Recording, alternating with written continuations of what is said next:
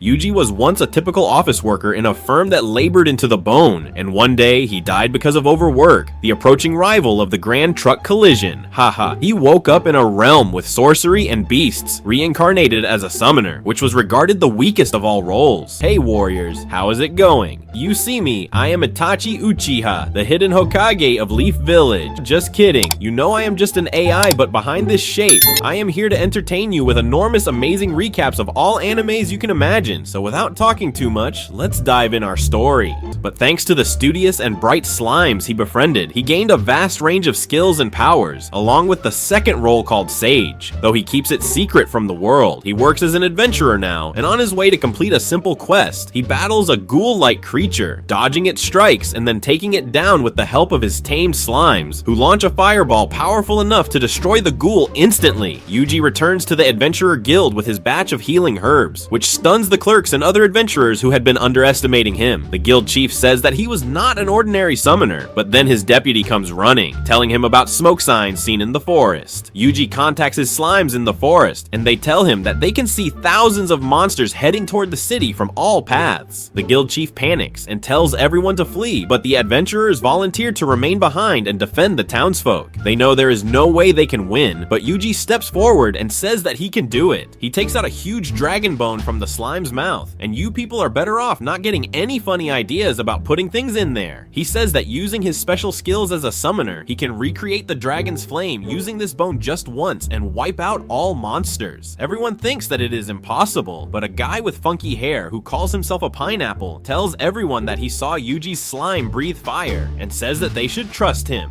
Everyone works together as they distribute medicine to the townspeople, and the adventurers take their position to keep the monsters out of the gate. Yuji calls his other summon, a proud wolf carrying the slime on his back, and he gives the wolf magic Red Bull to make him run fast. He himself is on high ground, overlooking the battlefield, as adventurers use special shrapnel-filled grenades to kill the monsters, and then face them with their blades and bows. Then Yuji puts the dragon bone back inside the slime because it was just a decoration, and says that you will get it over in 15 minutes. Using Sage's special skill called Magic Maker, many holographic tabs open in front of him, and his brain has some incredible processing power because my PC freezes with just 2 Chrome tabs, while Yuji mixes all types of magic to create a powerful spell. He gets a message from one of his friends who is a dryad, and her team has spotted a shady guy. Yuji uses the slime as CCTV cameras and finds that the shady man was doing something using a lantern and a strong magic stone. It was going to be dangerous, so Yuji decided to take care of it right away.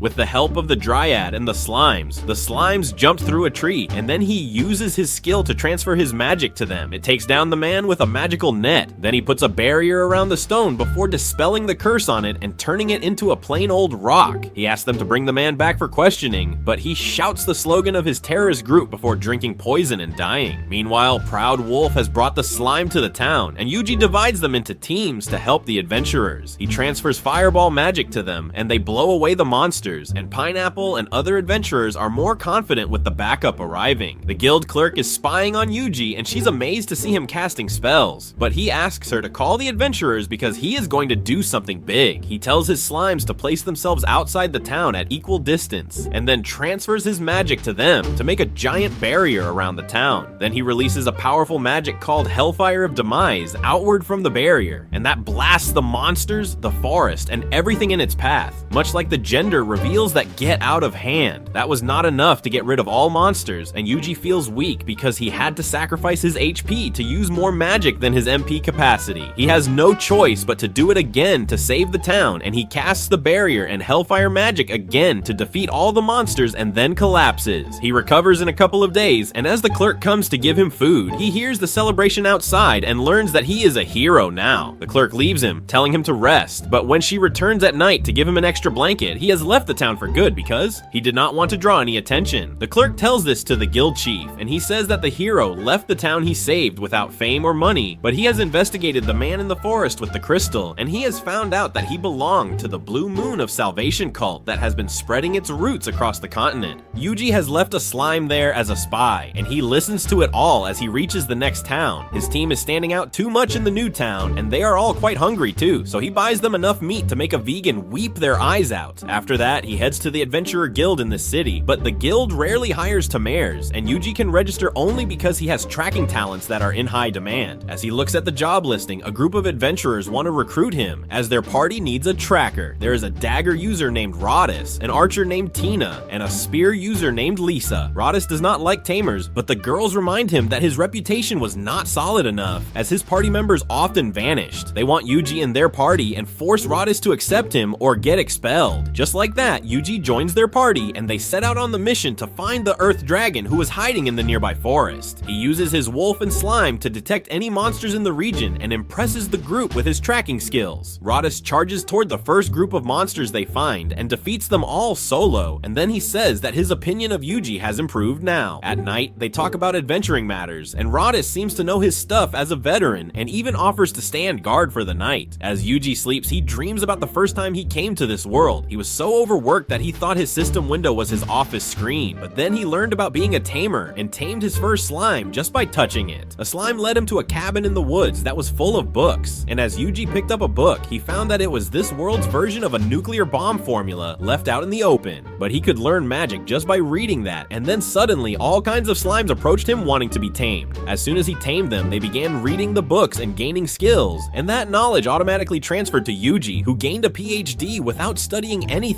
and became a sage. That was the beginning of his journey, and it has been only a week since then, and he has already saved a town. He wakes up as he gets a call from the Proud Wolf, who tells him that Rodis was fleeing, and the girls were trailing him because they doubted him from the beginning, and now realize that he was about to deceive them. It was also on high alert and struck one slime following him, but thanks to its stealth skill, it was able to survive. Rodis flees again as the girls chase him, and he dodges the traps in his way to go to a tent and report to his superior, a notorious bandit and slave dealer. Rodis states that there were two girls with him who would bring a good price, and there was a tamer he assumed would perish on his own. Yuji is listening to everything, and he realizes that the gossip was accurate. But then the bandit leader says something about the blue moon today, and there was a prediction that catastrophe would fall from the heavens on blue moon night, and even executes a man who dares to mock him. Yuji does not intend to listen to them anymore. He decides to eliminate them with a minor spell, so he commands his slime to encircle the bandit's tent and use the spell range Frost, which is much stronger than Yuji presumed, and transforms the tent into an ice chamber and the bandits into popsicles. The girls are startled to witness it, and Yuji says that his slimes could manage that on their own, attempting to avoid any recognition for it. The slimes pull out the frozen bandit chief, whom the girls identify as a notorious bandit with a huge reward on his head. They are amazed and say that Yuji should have informed them earlier. They would have counted on him, but he recalls that he already endured a lot because of that and was not going to sacrifice another life taking on others' obligations. But he thinks that the girls are reliable enough to reveal someone his powers, and they are discussing establishing camp elsewhere. Yuji hurls his slime into the air with a sonic boom, and it acts as a drone and locates a fine area where the slime arranges the tents, lights a fire, and even cooks meals on Yuji's orders. The girls are surprised, but then they go back to rest, and as they sleep, Yuji can only dwell on the prophecy that Bandit was speaking about and the sect called Blue Moon of Salvation. The team continues their search the following day, but they find no lead about the Earth Dragon. The girls encourage Yuji, saying that he and his slime could locate it soon, and he believes that they are overvaluing him. He suddenly recalls the day when he took his adventurer assessment exam. The magic crystal to evaluate his power shattered as soon as he touched it, and then he unleashed a fireball that was powerful enough to obliterate a giant boulder. The examiner and other candidates were stunned to observe that, and he does not want that sort of spotlight again. So Yuji employs a magic suppressor skill to lower his output and tests it out using his slimes by casting mild spells on monsters nearby.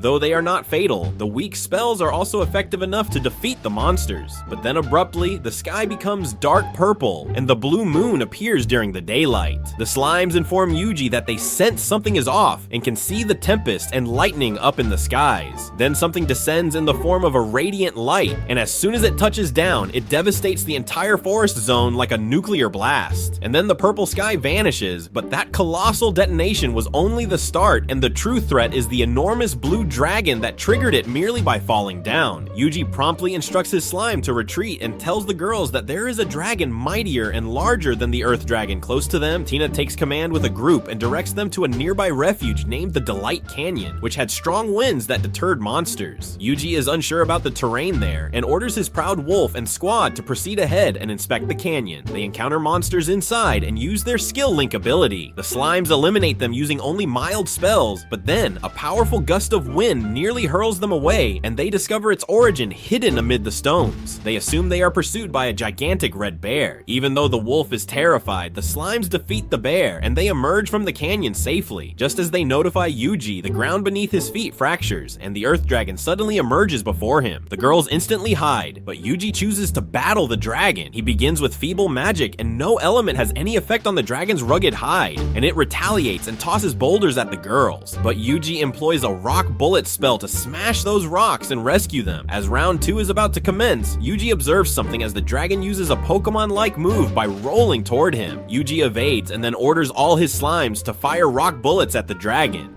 That does nothing, but it was merely a decoy, and as the dragon charges Yuji again, he is halted by a fierce wind that sweeps him aside. Then Yuji uses his Hellfire skill and blasts him for good, and as the girls emerge, they see only the remains of the dragon left. They are amazed, and Tina asks Yuji how he managed that before suggesting a theory that he must have used flammable minerals under the stones to blow up the Earth Dragon. They return to the guild and report that they outlocated and vanquished the Earth Dragon. The receptionist does not trust them until Yuji's slime pouch tosses out the dragon's skull. Then she asks him what became of Radis, and he is also inside the slime's stomach along with other frozen bandits. The prize for slaying a dragon and capturing bandits is immense, and all 3 in Yuji's team become instant millionaires. But this draws the attention of the guild chief, who is a man with one eye and now only wishes to speak with Yuji. The guildmaster, who we shall call Captain Eyepatch, hosts a meeting of prominent and strong figures in the city, and the subject is how they can defeat the Blue Dragon. Yuji is weary of gatherings like this, and he thinks this meeting could have been an email. That was a workplace joke, but some of you may be too jobless to get it. Captain Eyepatch asks Yuji to depict the blue dragon as he had seen him closely, and he uses his skill to illustrate the dragon from his memory. The intricate sketch shocks everyone, and the cleric seated across from Yuji brings out a sacred text that includes the image and tail of the same dragon. It was said that the dragon descended to Earth from gloomy skies and expanded greatly, eventually annihilating the continent in just 3 days. It was defeated by a divine envoy who possessed the might of the masters, and Captain Eyepatch believes that they can't locate a warrior like that in this era. But then he remembers that 30 years ago there was a solar eclipse on the summer solstice, and when it occurred, the priests in the capital's Grand Cathedral performed the spirit summoning ritual to call forth a champion 30 years in the future to avert the calamity. The scheduled date for the hero's summoning was 1 week ago, and Yuji does not reveal to them that he arrived in this realm. Then the priest assumes that the ritual must have malfunctioned, and the dragon might have appeared here as a consequence. But then the sky turns gloomy once more, and the slimes inform Yuji that the blue dragon expanded in size, which he mentions at the meeting, and everyone panics. But Captain Eyepatch states that they cannot hesitate, and tomorrow at sunrise, they will strike the dragon with everything they possess. Yuji can only dwell on this conflict at the eatery when Tina and Lisa come up to him and inform him that they were enlisting in the dragon hunt group for the large reward that was being provided. They believe that as long as Yuji is present, nothing will go awry. As they depart, the cleric from the meeting approaches Yuji and identifies himself as Style from the capital's Grand Cathedral, and he wishes to bestow something upon him. So he guides him to church. He retrieves an old and neglected blade out of a container and says that Master led him through a vision to deliver it here. Maddie and the priest understand its strength or real significance, but Style believes that Yuji can wield it properly. Yuji receives the blade and discovers that it was named the Dagger of Kethis, which was indestructible and sanctified and could channel the mystical strength of the bearer onto the point of the knife. Style tells him that it belongs to him now, because that is what Master desired.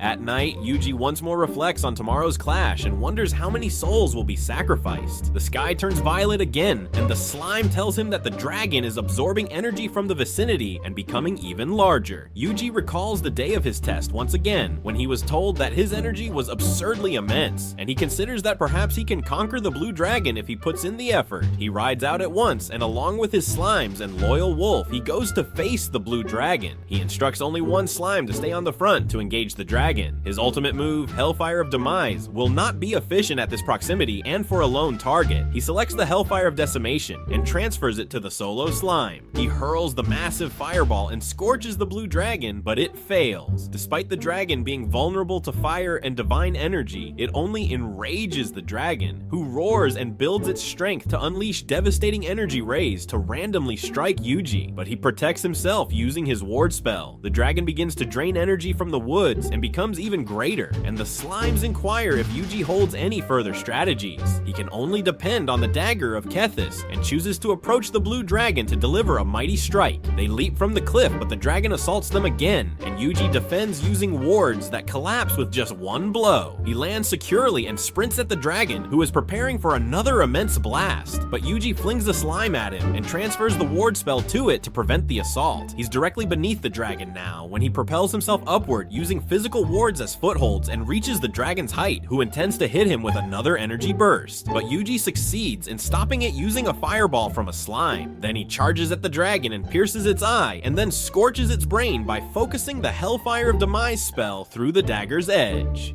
He assumes that the dragon has been vanquished, but it hurls him into cliffs with a single swipe of its tail. The blue dragon is critically damaged and enraged now, and it prepares for a frenzy. Yuji is already in deficit when it comes to his MP, and his HP is not much superior, and then the dragon strikes him once more. He erects wards to block the assault, but they keep shattering, and now our hero is in danger. He opts to use a mighty sacred spell to freeze the dragon, but receives the message that he can invoke the divine strike spell in the next 45 seconds. So Yuji uses Divine Strike first and stuns the dragon using a massive thunder attack, and then he mounts his wolf and lunges at the dragon, stabbing its throat and then unleashing Hellfire again. This strike is potent enough, and Yuji blasts away the blue dragon, who disappears into radiant sparks, and the sky and moon return to ordinary once more. But as he returns home, Yuji does not observe that the leftover energy from his clash with the dragon is producing a bizarre influence on the nearby land. The next dawn, Captain Eyepatch awakens Yuji and says that he learned through style that someone had conquered the blue dragon. It is evident who did it, and Eyepatch tells him that he could have asked for assistance when he went to confront the dragon. Later that day, he dines with Tina and Lisa, who discuss how the dragon was defeated, and they did not get a chance to fight and earn the prize. Yuji informs them that he is heading to another city soon, and he wants them to suggest anything worthwhile to him. Lisa proposes a neighboring city with excellent cuisine, and though he's thrilled, he wants to verify that no dragons will be present there. So Yuji travels to the next city and leaves some of his slime with the girls in case of an urgency. But on the journey, he receives a signal from Dryad, who requires him to come see something. He proceeds to her site, and she simply wants to display to him the fungi that sprouted where he battled the dragon, and says that these mushrooms will help him unravel the truth of the world if he smokes them. Dryad says she can make sage potions and mana restoring potions at the highest level with them, and Yuji orders his slime to pick all the mushrooms in the area. She starts making blue potions with that because she knows the recipe from Breaking Bad, but she needs really pure water to finish it, and Yuji teaches her how to create distilled water. Dryad begins talking about how they first met when she was in a terrible condition, and he saved her by sharing some of his magic with her. She told him that someone left a magic stone that stole all her power and the life of the forest with it. Yuji dispelled the curse from the stone, then a lot of monsters came out of it, and he covered them in barriers before burning them down with hellfire. Dryad was really thankful, so she helped him by giving him the rare medicinal flowers he gave to the guild in the first town, and from then on she became his ally. Now Yuji asks her why the potion's color is like a magic stone, and Dryad replies that it was because of Dragon's Grace, the power left behind when a dragon dies, and that was present both in the mushrooms and in the stone. It was a neutral power, but in the wrong hands it could bring about a lot of destruction. The water distillation is done, and the Dryad finally finishes making the blue stuff. She is happy and hugs Yuji before giving him the promised potions and heading back to her home. He moves on to the next scene, but there is a thick fog in the way, and the wolf picks up human scents. It followed the scent and comes to a small village hidden in the forest with a lot of people who were smiling suspiciously at Yuji and his group. The village chief greets him and asks him to stay the night here, as it is dangerous to walk through the fawn at late hours. But since Yuji refuses, he asks him to at least join them for dinner. The chief offers him a half-eaten bun and some wine, and Yuji realizes he is not hungry. The chief then asked him how he came to their village, and Yuji replies that he was going to the next town but got sidetracked by the fog. The people are staring at him, and the chief says that the people here are not used to travelers. Yuji takes his leave after learning that the village was called Messias, and he keeps feeling that something was really weird about the place. He continues his journey and is about to reach his destination, but as soon as it is visible, he finds that the town was covered in snow, and yet another weird situation awaits him. He walks to town with the weather suddenly turning from summer to winter, and the cold is harsher than he can bear. So he looks around his skills and finds that he can use an isolation barrier to keep himself warm as soon as he goes to the gate. Yuji learns from the guard that the weather suddenly changed 10 days ago, and some people had even died because of it. The guard even tells him where to find delicious food, but the town looks as empty as my DMs. Yuji finds the best restaurant in the town. They have run out of wood trying to keep themselves warm, have no hope of opening anytime soon. They cannot even harvest wood right now because it would give off more smoke and less heat. So he decides to take care of things by going to the nearby forest himself. He does not even know which trees they use for cooking and summons his battle axe and cuts down all trees in his range. He's turned the trees into firewood logs and finds that he can command the slime to absorb the moisture from them, and the wood gets ready soon enough. He takes it to the chef, who says the wood is too dry and its heat will be too strong for cooking. So Yuji adds a bit of moisture back into the wood and turns it into the perfect firewood. A chef is overwhelmed by the quality and gives a whole lecture about it before getting to his job and saying that he was going to prepare something special with this. Yuji tells him that he can have more wood if he wants, and the pile of logs in the kitchen is enough to knock the chef's socks off. The slimes rehydrate the firewood to make it just perfect, and then the chef prepares the best piece of steak Yuji has ever eaten. After being fully satisfied, he hears that this was not even the best dish of the restaurant, but the town did not have enough firewood, so the chef decided to make something quick. Yuji wants to taste the best dish, so he goes to the guild, where all the quests are about firewood gathering, and the receptionist sends him to the eastern gate to meet the firewood collection in charge. Waka is a man who has dedicated his life to ending forests by cutting them down, because he does not like the irritating teens who talk about saving the environment, and he explains how they could not provide enough wood to the town even with nearby villages helping them. Yuji asks him if Messiah's village is helping them too, but Waka replies that it has been deserted for a long time. That is strange, but Yuji decides to focus on cutting wood right now, and as he cuts dozens of trees with one swing, he shocks Waka and all the other woodcutters. Then he asks about the standard size needed by the guild, and Waka can only nod as Yuji finishes the work in seconds. He then dries it with the help of slime and gets ready to cut some more. He takes the wood back to the guild, where the receptionist is shocked at his skills, and Yuji learns from her about a legendary monster tamer who also used to carry things with the help of his slime. He decides to ask Stale about it the next time they meet, but for now he has to deposit all the wood he harvested after destroying the nearby forest. That will only last the town for 3 days. Soon, Yuji destroys the nearby forest too and cuts down every grown tree in sight, making Waka happy and jealous at the same time. The next day, he goes back to the restaurant for their world-famous stew, and there is a big bang of flavors in his mouth that is totally worth the hard work he did yesterday. But the chef says that this was still not his best work, as the source of the herbs was being damaged by monsters who ate the best stuff. Yuji only asks them what kind of monster it is before heading to the herb farms, and he divides his slime into 2 teams to protect the field and hunt the monsters. A search and destroy team finds the monster destroying the fields, which is a giant boar who looks like a triceratops. Yuji sends his fireball magic to slime, and they roast the pig harder than you can roast your friends, and then proceed to hunt down every monster in the area. But then the slimes find a weird round crystal, and even Dryad has no idea about it. Yuji touches it to find out more, and it starts to absorb his power, so he concludes that it must be the dragon's grace. Dryad thinks this might be the case because it was absorbing too much magic from the area and turned it so cold. On top of that, she can tell that it was man-made because it releases human magic. Yuji decides to purify the stone with his dispel spell, and it turns into a rock. Then he orders other slimes to spread out and find more magic crystals like this, and the entire area is filled with them. And using a map, he finds that they have been placed in the form of a perfect circle. Yuji follows his instinct and goes to the center of the circle where, everything looks fine. He gets the feeling that something is hidden here, so he tells his slime to fall back and tells Dryad to close her eyes, because she is not going to enjoy seeing him destroying a forest. But she says that it was better to destroy a small part of the forest rather than let the strange magic destroy the entire ecosystem.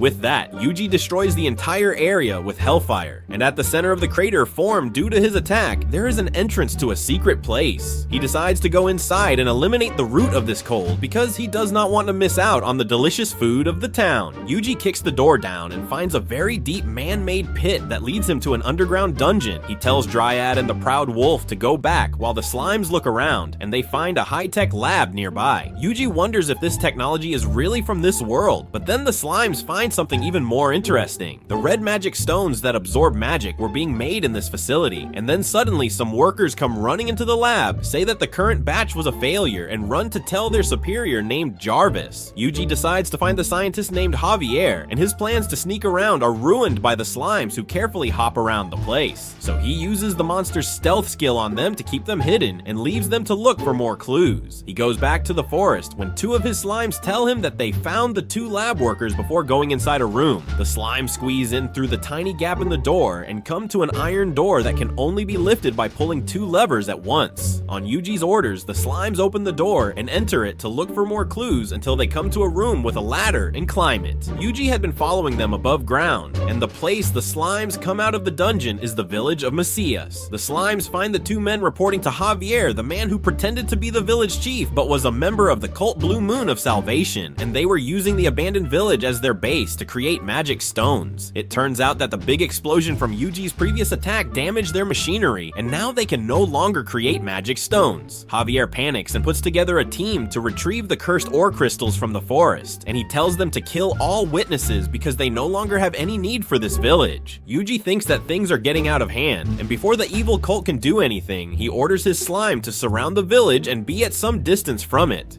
The next move is to look for people in the village who are not a part of the cult and scout the area, but there is no one like that. Slimes find a library, and Yuji asks them to bring all the books and documents to him, and the slimes devoured him up. The terrorists who were sent to collect the cursed ores run into the slimes and get trapped in the magic net, but rather than being captured, they decide to end their lives. Yuji does not care and orders the slimes to stick with a plan, and then some slimes report to him that they found a really tight door they could not open. There are no levers to open it, but Yuji notices the circuits below the 5 candles and orders his slime to stand in front of them, then blows out all the candles at once. The door opens, and inside it is a treasure trove of the human skeleton who was appointed as a guard. But then everyone forgot about him. By the time when the cult members return to the room, she's shocked to find the secret door open and the treasure as well as their research material missing. She reports it to Javier, and their connection with the scout team has also been broken. The cultists are now sure there was someone very powerful behind this, but one of them wonders why he has not killed them yet. Javier thinks that it is because the attacker knows about the cleansing flame that would activate if all of them were killed, and that would burn the entire area. Yuji is thankful for the knowledge, as he was about to blast all of them off, but it seems that knowing it will make no difference. Javier is determined to defeat the attacker at all costs, and on his command, all the cult members kill themselves to activate the cleaning flame, a nuclear reactor that looks like they stole it from Rick and Morty. The reactor collapses, and huge tremors hit the village. Yuji tells his worried slimes to gather together, and then places them in a barrier ball before blasting them off into the sky.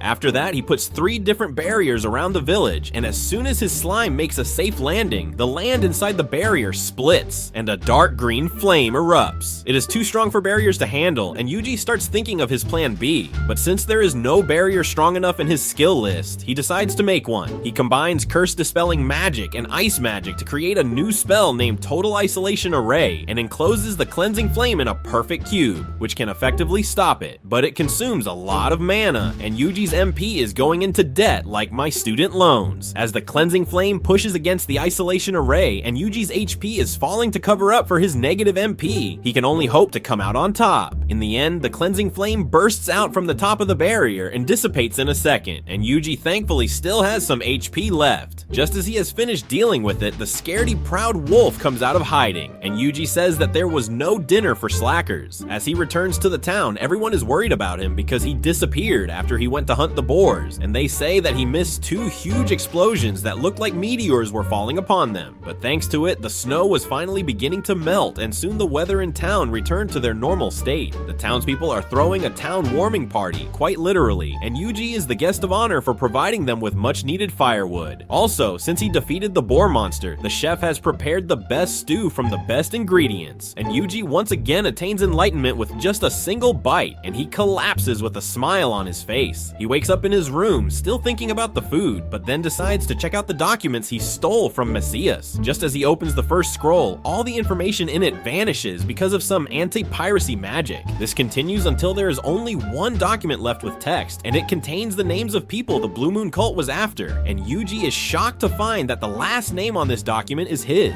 A group of assassins are after him that include a woman in revealing armor and a masked man who is itching to fight their last target. The woman tells her partner that he will not do anything unless she confirms that Yuji is a threat, and once she does it, she will take her time tormenting him to death. As they are talking, the masked assassin finds him walking through the forest, using his eyes that have better zoom than an iPhone camera. Yuji left the gourmet town as soon as he learned that the cult's assassins were after his life, and on the recommendation of the guild receptionist, he was heading to another town that was famous for its monster armor and would be perfect for a tamer like him.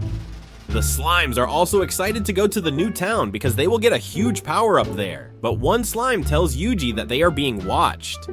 Yuji has already noticed it, and before the assassins could find him, he was already spying on them with the help of a hidden slime spy. They move closer to him, and the masked assassin uses his magic eyes to find that their target was sleeping peacefully in the middle of the forest. He wants to kill him right away, but the red-haired woman wants to take a cautious approach. She warns her enthusiastic partner to try something funny only if he has a death wish, and after a long time of watching Yuji, he concludes that he was just an ordinary tamer. But the woman wants to look over him for the entire day before coming to a conclusion, and Yuji can hear everything they say and confirm that they were indeed assassins sent by the Blue Moon cult. He wants to deal with them right now, but if they run, they would put an even bigger bounty on his head, and he does not want that either. So he heads to the next town as he planned and goes to the shop of a famous blacksmith there. The assassins are watching him check out the price of some articles, which seem to be out of his range as he is disheartened and leaves the shop after being shooed away.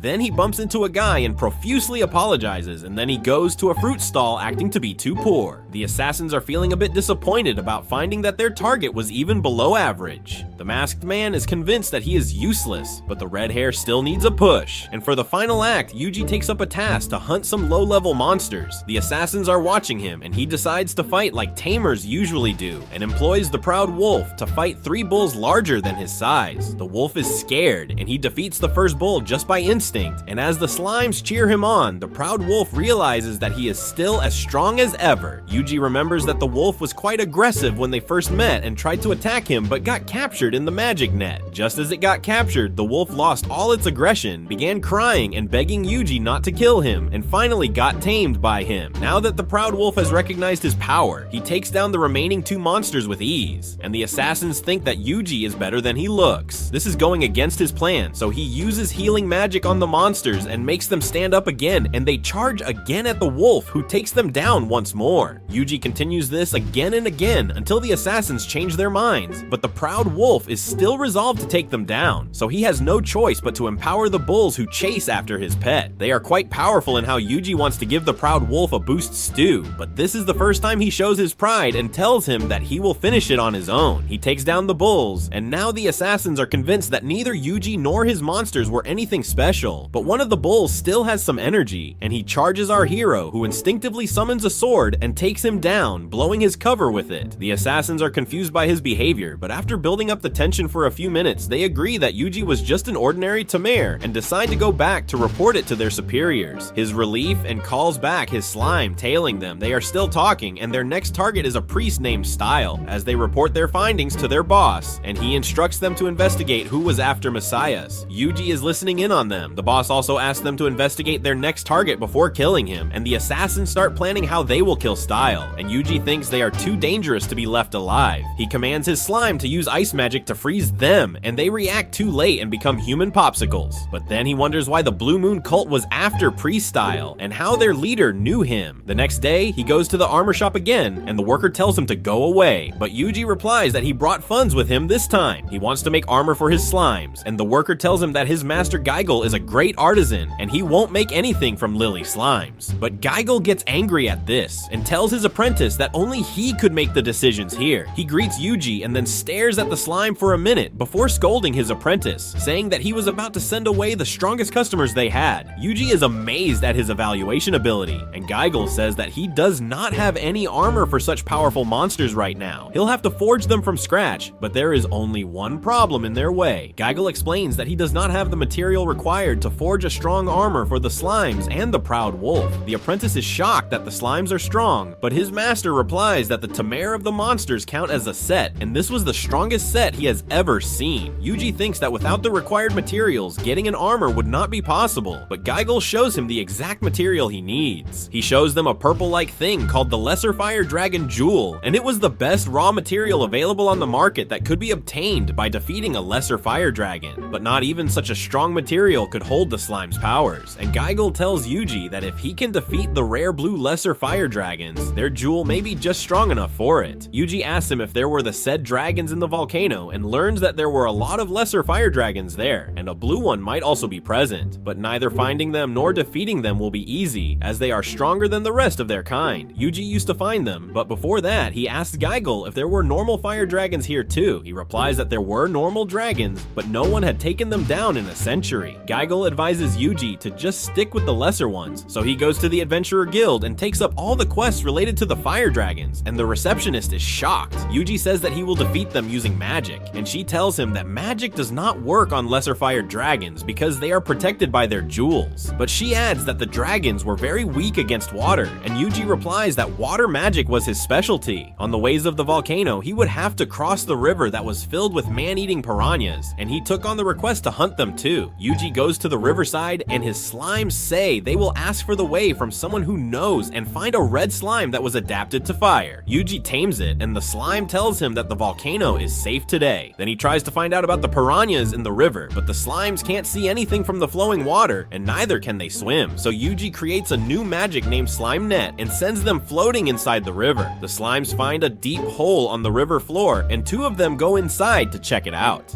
But then they come swimming out as a giant piranha chases after them. It gets caught in the slime net, and Yuji pulls it out and freezes it using ice magic, but it breaks the ice casing and attacks him, and Yuji dodges the attack before shooting a fireball through his slime, and that is enough to get the job done. Yuji and his party continue their journey to the volcano, and now he has many fire slimes under his command too. As the new and old slimes chat with each other, they reach the top of the volcano and do not even realize that there were dragons in front of them until Yuji reminds them.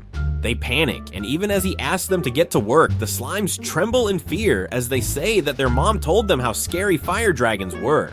Yuji has no choice but to face the dragons on his own, and he tries out how effective water is against them. He used a mild water cannon on the first lesser dragon he finds, and it dies just by that. Its body releases a lot of steam as it breaks down, and the jewel comes out, and Yuji takes it as his reward. Then the slimes surround the dead dragon, and they are suddenly no longer scared and are determined to fight the dragons. They rush ahead of him, and Yuji shares water cannon magic with them to take down all the dragons. As he believes that the fire dragons are too feeble against water, his slimes inform him that they have located a blue one, larger than the typical lesser dragons and appearing far stronger, and Yuji commands his slime to encircle it and then utilizes water cannon through them. The dragon receives a nice shower, but that is insufficient to defeat it, and it begins advancing toward the slime. Yuji considers that just water will not suffice, so he employs ice sorcery to immobilize the lesser blue, but it bursts through it too. He instructs his slimes to all gather together and uses the freezing magic with 10 times the strength, thinking that this will take the dragon down for sure. It melts through that too and then collapses. is. Yuji has triumphed in the battle, and the jewel drops off the slain dragon's body. He thinks that he will have the armor constructed now, and after that, he chooses to round up the remaining fire dragons there and spend the whole day committing extermination. He returns at night, having slain over 200 lesser fire dragons, and the receptionist cannot believe it, but she is even more amazed that the piranha was at the bottom of the river instead of the surface, and she dispatches an emergency inspection team to uncover the reason for his odd conduct. Then Yuji heads to Gagel once again and hands him not one but 2 blue lesser jewels, along with 200 regular lesser fire dragon gems. The blacksmith is astonished by the quality of the jewels and starts working to craft some superb armor for the strongest tamer in the world. In a few days, he has produced a collar infused with the blue jewel for the proud wolf and a helmet for the slime. Gigel states that it is his finest work to date and tells Yuji to test it out. The proud wolf dashes like the wind and feels as light as it too, and the slime is far quicker as well. Yuji desires to examine how the new equipment functions with magical enhancements and applies mobility, stamina, and defense buffs on his companions, and they become 10 times as swift as before. He is satisfied with this test run, but Gigel wants him to test his offense too. Yuji uses the ranged frost spell through the slime. Instead of medium, he gets an extra large impact, and the 2 armor smiths are stunned, but that spell inflicted heavy damage to the gear, and Gigel informs Yuji that it would break if he used incantations stronger than this. Benny suggests that this was the finest he could manage using the material he provided, and if he could obtain a regular fire dragon jewel, he could perform wonders with it. But Gigel is confident that no one can defeat regular fire dragons because they dwell inside the magma of the volcano and only occasionally appear at the surface. Yuji is in his room as he reflects on what Gigel told him and wonders what would happen to the volcano. The fire dragon rose out of the magma pool, but then his slimes inform him that the lesser dragons were going berserk, and he recognizes that this was the same thing that happened in the first town. He instantly dispatches the proud wolf and some slimes to investigate if there is anyone suspicious at the volcano, as he has a bad feeling about this, and they soon spot 2 people ascending it. Suddenly, a booming sound rattles his room, and Yuji steps outside to find that the volcano has erupted, and that the fire dragon, who resembles Godzilla, was standing atop it. The enormous fire dragon is roaring madly, and Yuji promptly contacts his companions to ask if they are all right. Luckily, they are unharmed, though witnessing the huge dragon from so close terrifies the proud wolf, while the slime thinks that he would be quite powerful.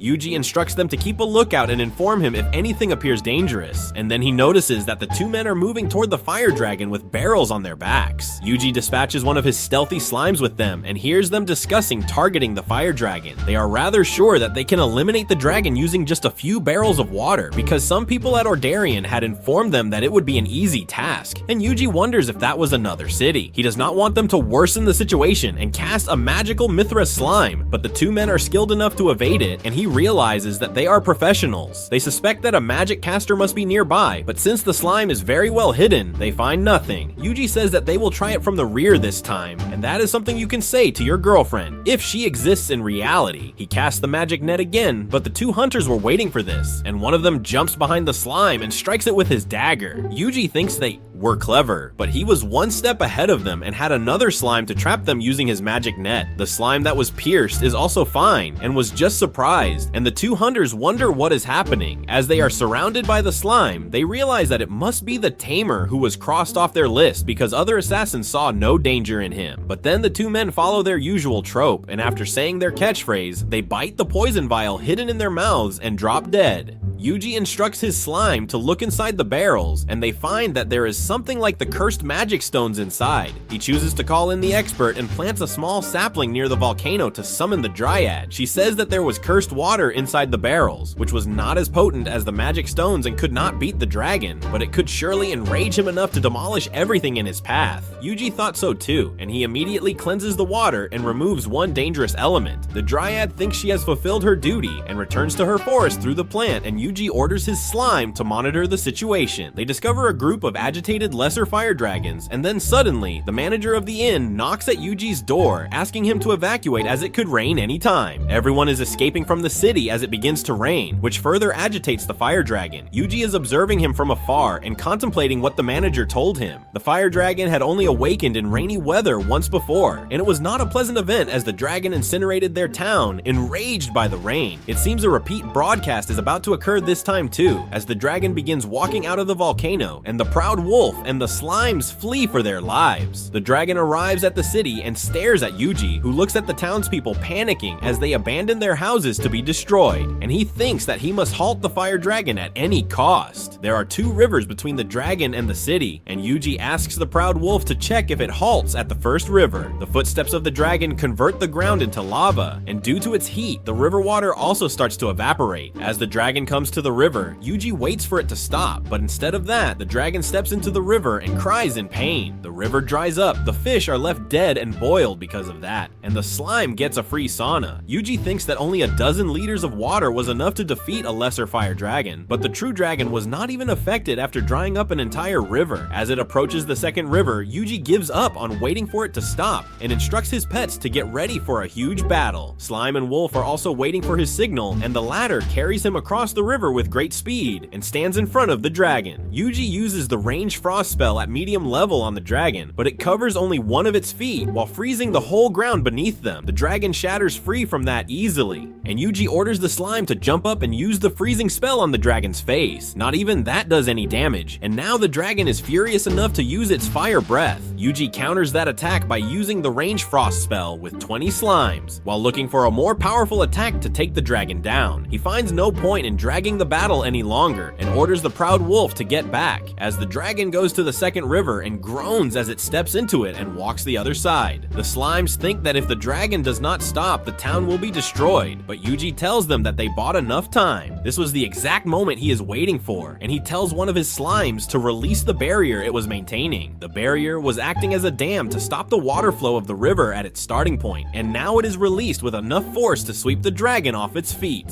Yuji had put up the barrier just in case the dragon crossed the first river, and thanks to the slime stalling the dragon, he could gather enough water for this attack. The proud wolf goes to check if the dragon was defeated, and since it was not moving, he thinks that they have won, but then the dragon rises up suddenly and almost burns them down using his fire breath, and Yuji protects him using a barrier at the last moment. He orders the wolf and others to get out, and the angry dragon charges its most powerful attack yet. Yuji thinks that this attack could destroy the entire town in one go, so he decides to use the greatest ice-type spell in his arsenal, using the slime, the powerful gear, to cast the spell Permafrost Curse, and it collides with the dragon's fire breath. They are equally matched for a while, but then Yuji's spell overpowers the dragon and freezes it along with the surroundings. As the ice cracks, this time it crumbles down without a trace of the fire dragon, and only its jewel is left behind in the pile of snow. Yuji is feeling weak after using such a powerful spell, and apart from the jewel, the slimes find another strange thing in the rubble. To all Leaf Village ninjas. That is it for today. Recap: do not forget to join our clan, our army, my friend. You can do that by clicking that red button below the video. Destroy it for me with that bell. To follow us in YouTube with many videos to come in the following days. So see you later, bro. Peace out.